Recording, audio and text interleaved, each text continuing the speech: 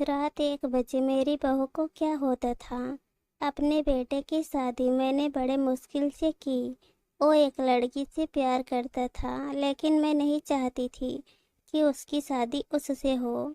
मैंने उसे बहुत समझाया और उसकी शादी गांव की एक सीधी सादी लड़की से करवा दी।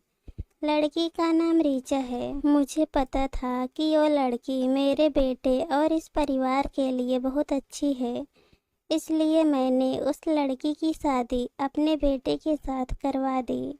रीचा हमारे घर में आई। लड़की अच्छी थी, बड़ों का आदर सम्मान और घर का कामकाज करती थी।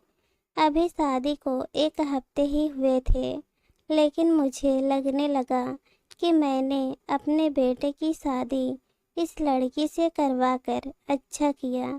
मेरा बेटा सोहन भी खुश लग रहा था, लेकिन उस रात के बाद मेरी तो सोच ही बदल गई। एक रात करीब 1 बजे मेरे बेटे के कमरे से चीखने की आवाज़ आने लगी। यह चीखें मेरी बहू की थी। मैंने थोड़ी देर तक सुना, फिर वो चीखना बंद हो गया। सोहन के पिता यानी मेरे पति को यह सब सुनाई दे रहा था, लेकिन फिर हमने उन्हें रात में पूछना ठीक नहीं समझा, इसलिए दरवाज़ा नहीं खटखटाया। सुबह मेरी बेटी भी बोल रही थी कि मम्मी, रात को कौन चीख रहा था। मैंने उसकी बात काट दी और कहा कि कोई नहीं, शायद कोई बाहर से चीख रहा था। मेरी बहू का स्वभाव उस दिन से बदल गया। वो सारा दिन गुमसुम थी। मैंने सोचा शायद पति पत्नी के बीच की कोई बात होगी, इसलिए मैंने कुछ पूछा नहीं। अगले रात फिर 1 बजे वही हुआ। मेरे बेटे के कमरे से फिर से चीखने और रोने की आवाज़ आने लगी। इस रात वो आवाज़ करीब 15 मिनट तक चली। मेरी बेटी उठ गई और उसने हमारे कमरे का दरवाज़ा खटखटाया। मैंने दरवाज़ा खोलकर देखा तो वो बहुत डरी और सहमी हुई थी। बोली, मम्मी यह क्या है? भाभी रोज़ रात को रोती और चीखती क्यों है? क्या होता है कमरे के अंदर? चलो अभी दरवाज़ा खुलवाते हैं। मैं दरवाजे के पास जाने लगी तो मेरे पति ने मुझे रोक लिया। कहा कि रुको, कल सुबह दोनों से बात करते हैं। उस रात को मेरा सोना मुश्किल हो गया था। सुबह मेरी बहू जल्दी उठकर घर के कामकाज में लग गई। मैं सुबह अपने बेटे के कमरे में गई। उससे पूछा, क्या बात है, रात को बहू रोती क्यों है? उसका चेहरा पूरा उतरा हुआ था। बोला, कुछ नहीं। उसकी बातों से और आंखों से साफ दिखाई दे रहा था कि वो कुछ छिपा रहा है। उन्होंने भी उससे पूछा, लेकिन वो कुछ नहीं बोलकर घर से बाहर चला गया। मैंने अपने बहू से पूछा, वो कुछ काम कर रही थी। उसको देखकर ही ऐसा लग रहा था कि जैसे रात में ठीक से सोई नहीं थी, आंखें साफ बता रही थी। मैंने उससे पूछा, क्या हुआ, तुम रात को रो क्यों रही थी? वो बोली, रो रही थी? कब? नहीं, मैं तो सो रही थी और मुझे तो कोई आवाज़ नहीं आई। आप क्या बात कर रही हैं? उस कमरे में ऐसा क्या हो रहा था? यह बात या तो मेरी बहू जानती थी या बेटा, लेकिन दोनों ही कुछ नहीं बता रहे थे। पर दोनों के चेहरे से साफ पता चल रहा था कि कुछ है जो यह दोनों छिपा रहे हैं। लेकिन क्या? अब जब भी रात आती मुझे नींद ही नहीं आती, क्योंकि आधी रात को फिर वही होता।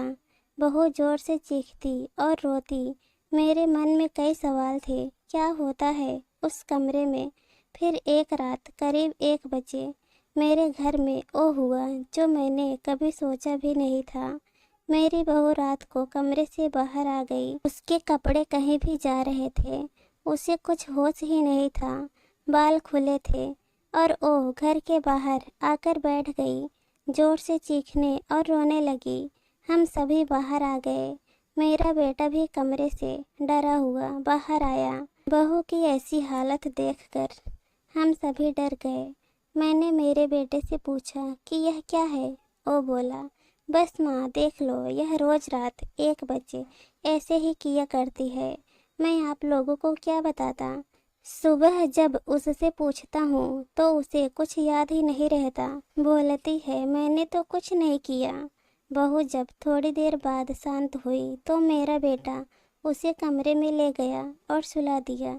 मैं सोच रही थी कि यह क्या है। अपने बेटे को कहा कि तू उसे उसके घर छोड़ आना, सुबह मैं उसकी माँ से बात कर लूँगी। सुबह होते ही मेरा बेटा उसे बहाना करके उसके घर छोड़ आया। मैंने उसकी माँ से बात की। उसकी माँ ने कहा कि यह क्या बोल रही है, मेरी बेटी ऐसा नहीं करती है। मैंने जो सोचकर सोहन की शादी उससे की थी वैसा हो नहीं सका। बहू को छोड़े अब 1 हफ्ते हो गए थे। इस दौरान उसके घर से फ़ोन आता रहा, लेकिन मैं टालती रही। मेरा बेटा भी कह रहा था कि मेरे वो दिन कैसे निकले मैं ही जानता हूँ। मैं उसे वापस नहीं ला सकता। कहीं उसने मेरी जान ले ली तो क्या करोगी। मैंने उस पर फिर ज़्यादा दबाव नहीं डाला, पर मैं अपने आप को कोस रही थी कि मैंने अपने बेटे की शादी उस लड़की से क्यों करवा दी। अब मेरे घर में कोई नहीं चाहता था कि वो वापस आए। इन्हीं सब बातों में 4 महीने निकल गए। फिर एक दिन अचानक ही मेरी बहू अपने सामान के साथ वापस मेरे घर आ गई। वो आते ही मुझसे कहती है, माँ जी मैं जानती हूँ कि आप मेरे बारे में क्या सोच रही हैं, लेकिन सच क्या है यह आपको पता नहीं। उसकी बातों से मुझे लगा कि कुछ है जो वो बताना चाहती है। मेरा बेटा घर आया और उसे देखकर गुस्सा हो गया और कहने लगा कि यह क्यों आ गई। मैं अब यहाँ इस घर में नहीं रह सकता, मैं जा रहा हूँ। मेरी बहू ने उसी समय कहा, क्यों, सच सामने आ जाएगा इसलिए डर रहे हो। बताइए सबको सच क्या है। मैं उस तरह से क्यों किया करती थी। बेटा बोला कि क्या सच। सच यह है कि तुम पागल हो और रोज रात उस तरह से करती हो। बहू बोली, माँ जी आज अगर सबसे ज़्यादा दुखी और परेशान कोई है तो मैं हूँ और कोई नहीं। मैंने अपने पति की बात मानी, उन पर विश्वास किया। मैंने कहा तुम क्या कहना चाहती हो। फिर मेरी बहू ने जो बताया उसे सुनकर मेरे पैरों तले जमीन खिसक गई। वो बोली कि आपके बेटे ने मुझे पहली रात से यह नाटक करने को कहा था, लेकिन मैंने नहीं मानी। वो कहते हैं कि हम दोनों अलग बड़े शहर में जाकर रहेंगे। उन्होंने कहा ऐसे मेरे घर वाले मुझे नहीं छोड़ेंगे, लेकिन तुम इस तरह से नाटक करोगी तो वो डर जाएंगे, हम अलग रहेंगे। पहले मैंने बोला कि यहाँ सबके साथ अच्छा है, लेकिन फिर जब वो मुझसे बात नहीं करते थे तो मुझे उनकी बात माननी पड़ी। और फिर मैंने जब सब नाटक किया तो इन्होंने मुझे मेरे घर छोड़ दिया। मुझे आप सभी की नज़रों में पागल और ना जाने क्या साबित कर दिया। उसके बाद मेरा फ़ोन भी नहीं उठा रहे थे। मैं अपने घर उनका इंतज़ार कर रही थी, लेकिन वो नहीं आए। मैं समझ गई कि उन्होंने मुझे बेवकूफ़ बनाया, मुझसे झूठ बोला है या मुझे अपनी ज़िंदगी से भगाना चाहते थे। मैं इस बात को समझ गई। अब मैं खुद ही इनसे दूर चली जाऊंगी, लेकिन मैं चाहती थी कि सच आप सभी के सामने आ जाए। मुझे बहू की बातों पर पूरा विश्वास हो गया था। मेरा बेटा बोला, तुम्हें इसे रखना है तो रखो। मेरी शादी तुमने उससे नहीं होने दी जिसे मैं चाहता था, और इस गांव के लड़की से करवा दी। मैं चाहता था कि यह भी यहाँ से चली जाए। तुम परेशान हो, सोचो कि यह मैंने क्या किया। अब भी मैं इसे अपनी पत्नी नहीं मानता। मैंने अपने बेटे को कहा कि बेटा तुझे इस घर में रहना है या नहीं, इसका फैसला तू कर ले। मेरी बहू इस घर में ही रहेगी, और जो इसे इसका हक और इज्जत नहीं देगा वो इस घर में नहीं रह सकता। तो इस तरह की साजिश कर सकता है वो भी अपनी माँ से बदला लेने के लिए।